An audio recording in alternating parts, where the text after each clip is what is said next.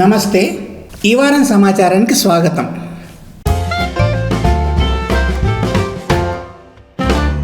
Clemency, క్షమాభిక్ష, pardon, Amnesty అంటే జైళ్ళల్లో ఉన్న ఖైదీలను కొందరిని క్షమించి వదిలేయడం. ఇట్లా ఈ సంవత్సరం తెలంగాణ ప్రభుత్వం దాదాపు 150 మందిని బయటికి వదిలిపెట్టాలని నిర్ణయించింది. తెలంగాణ జైళ్లలో నిరుటి లెక్కల ప్రకారం, అంటే నేషనల్ క్రైమ్ రికార్డ్స్ బ్యూరో చెప్పిన లెక్కల ప్రకారం 7,000 మందికి పైగా ఉన్నారట. దాంట్లో 5,000 మంది కేవలం విచారణలో ఉన్న ఖైదీలు, అండర్ ట్రయల్స్. అట్లాగే ఆంధ్రప్రదేశ్ జైళ్లలో 8,000 మంది ఉన్నారట. దాంట్లో 73% అండర్ ట్రయల్సే. అట్లాగే అక్కడ 312 మంది మహిళలు కూడా ఉన్నారు ఈ అండర్ ట్రయల్స్లో. అండర్ ట్రయల్స్ పాపం చిన్న చిన్న నేరాలు చేసిన వాళ్ళు, అంటే 3 నెలలు శిక్ష, నెల శిక్ష పడేవాళ్ళు కూడా అనేక కారణాలతోని 4 నుంచి 5 సంవత్సరాల పాటు జైలు శిక్ష అనుభవిస్తున్నారట. వాళ్ళ వైపు ఎవరూ పట్టించుకోవట్లేదు, అసలు వాళ్ళ గురించే ప్రభుత్వాలు ఆలోచించట్లేదు. గత ప్రభుత్వం తెలంగాణలో, అంటే బీఆర్ఎస్ ప్రభుత్వం తన 10 ఏళ్ల కాలంలో, అంటే 9.5 ఏళ్లే, తన 9.5 ఏళ్ల పదవీ కాలంలో కేవలం 400 మందిని మాత్రమే విడుదల చేసింది. కఠిన నిబంధనలు విధించి అది ఆ 400 మందిని విడుదల చేసింది. ఖైదీల్లో పాపం 25 ఏళ్ల శిక్ష పూర్తి చేసిన వాళ్ళు, అంతకన్నా ఎక్కువ శిక్ష పూర్తి చేసిన వాళ్ళు, 20 ఏళ్ళు శిక్ష పూర్తి చేసిన వాళ్ళు చాలామందే ఉన్నారు.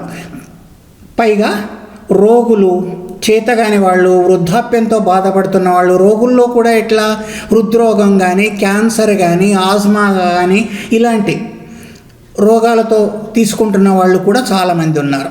రాజకీయ ఖైదీలేమో రాజకీయ పగతో, అధికారంలో ఉన్న పార్టీలు రాజకీయ పగతో చేసిన అరెస్టులు చాలా ఉంటాయి. వాళ్ళేమో పూర్తి జీవితకాలం దాంట్లోనే మగ్గి దాంట్లోనే జైళ్ళల్లోనే అంతమైపోతున్నారు. ఎప్పుడైనా వదిలిపెడదాం అనుకున్నప్పుడు ప్రతిసారి ఆపత్కాల నిర్ణయాలు తీసుకొని, ఆపత్కాల విధి విధానాలు నిర్ణయించి వదిలిపెట్టే కన్నా ఏకమొత్తంగా ఒక బిల్లు తీసుకురావచ్చు. ఇదిగో ఈ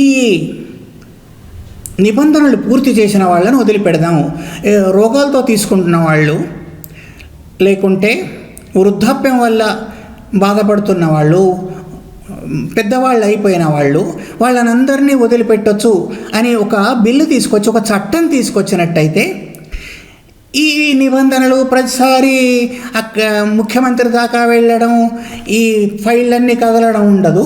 ఎవరు అవన్నీ పూర్తి చేసినట్టయితే వాళ్ళు విడుదలైపోతారు. శిక్ష మన దగ్గర అంటే ఫ్యూడల్ జమానాలోగా కాకుండా శిక్ష ఎందుకు వేస్తారంటే సంస్కరణల కోసం వేస్తారే కానీ పగ తీర్చుకోవడానికి కాదు. కనుక ఒక బిల్లు తీసుకురండి. ఇట్లాంటి ఖైదీలను ప్రతిసారి వాళ్ళ 20 ఏళ్ళు పూర్తి చేసిన వాళ్ళు, 15 ఏళ్ళను పూర్తి చేసిన వాళ్ళని వదిలిపెడతాం అంటే ఆ 15 ఏళ్ళు అయిపోగానే వాళ్ళు బయటకు వచ్చేస్తారు. వాళ్ళ కుటుంబాలు కూడా ఆనందపడతాయి, వాళ్ళు ఆనందపడతారు, మిగిలిన జీవితాన్ని వాళ్ళు ఆనందంగా గడుపుతారు. ఏ తీరుగా నన్ను దరిచేర్చదవో ఇనవంశోత్తమ రామ అని కేంద్ర ప్రభుత్వం తన బరువు బాధ్యతలన్నీ అయోధ్య రాముడి పైన వేసి ఎదురు చూస్తుంది. కేంద్ర ప్రభుత్వం వచ్చిన 10 ఏళ్ల కాలంలో చేసిన ఒక్క పని లేదు. వాళ్ళు ఇచ్చిన హామీలను కూడా నెరవేర్చలేదు.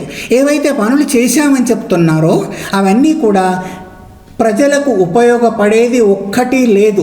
నిరుద్యోగ సమస్య అట్లాగే ఉంది, 4 10 నిరుద్యోగ సమస్య తీరలేదు. అక్కడ ధరలేమో విపరీతంగా పెరిగిపోతున్నాయి. రైతుల పరిస్థితి అట్లాగే ఉంది. రైతు ఆదాయాన్ని 2 చేస్తామన్నారు, 2 కోట్ల ఉద్యోగాలు సంవత్సరానికి నిరుద్యోగులకు ఇస్తామన్నారు, అందరికీ ఇళ్ళు కట్టిస్తామన్నారు. ఏది చేయలేదు. చేసిన పనులేమో నేరుగా ప్రజలకు ఉపయోగపడేవి కాదు. కాబట్టి అక్కడ చెప్పుకోవడానికి ఏమీ లేదు. ఇక మిగిలింది ఏమిటి? మళ్ళీ ఎన్నికల్లో గెలవడానికి. ఎన్నికలేమో గడప ముందొచ్చి నిల్చున్నాయి, తలుపు కొడుతున్నాయి. మరి ఏముందంటే ఇక మిగిలింది అయోధ్య రాముడు ఒక్కటే, ఇదివరలో లాగా. తక్కువేమి మనకు రాముండొక్కడుండు వరకు అని నెట్టుకు రావాలని ప్రయత్నం చేస్తున్నారు.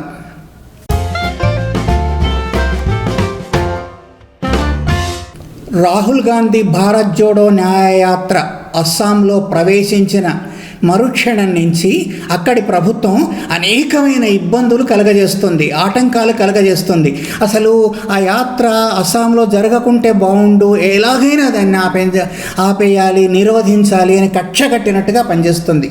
బ్యారికేడ్లను పెట్టడం, ఇక్కడికి వెళ్ళొద్దు అక్కడికి వెళ్ళొద్దు అని విధి నిషేధాలను, గుడికి కూడా వెళ్ళనీయలేదు, విధి నిషేధాలను విధించడం, కొన్ని చోట్ల దాడులు చేయించడం. దాడులు అంటే దాడులు జరగలేదు, తీవ్రంగా జరగలేదు, కానీ వ్యతిరేకత ప్రదర్శనలు జరగడం, ఇదంతా మనం చూస్తున్నాం. అస్సాం నుంచి బయటికి వెళ్ళిపోయింది, బెంగాల్లోకి వచ్చేసింది అస్సాం నుంచి ఇప్పుడు యాత్ర. కానీ అస్సాంలో ప్రతి చోట అక్కడ ఉన్నది బీజేపీ ప్రభుత్వం. అక్కడి ముఖ్యమంత్రి హేమంత్ బిశ్వ శర్మ.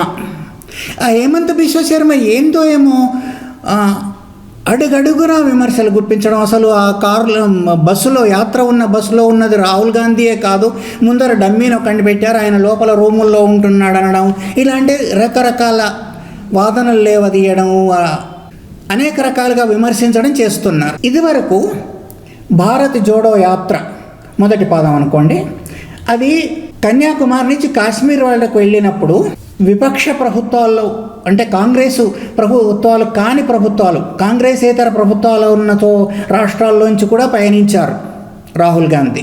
తెలంగాణ, అప్పుడు ఆంధ్రప్రదేశ్, కేరళ, ఇట్లా మహారాష్ట్ర, మధ్యప్రదేశ్, ఎక్కడ కూడా కాంగ్రెస్ ప్రభుత్వాలు లేవు.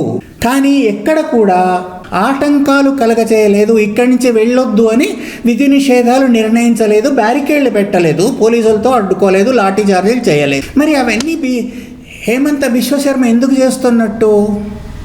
ఎందుకు చేస్తున్నారంటే కేవలం భయపడ్డారు.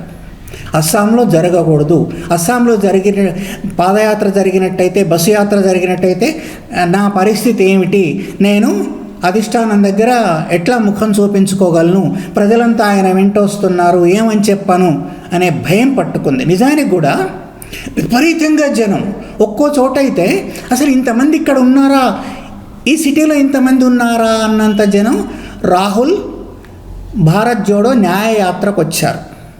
అదే భయం. ఈ వీడియో సాంతం చూసినందుకు ధన్యవాదాలు. మా ఛానల్ను తప్పనిసరిగా సబ్స్క్రైబ్ చేయండి, అది మాకు వెన్ను తట్టినట్టుగా ఉంటుంది. లైక్ చేయడం, కామెంట్ రాయడం కూడా మర్చిపోవద్దు. ధన్యవాదాలు.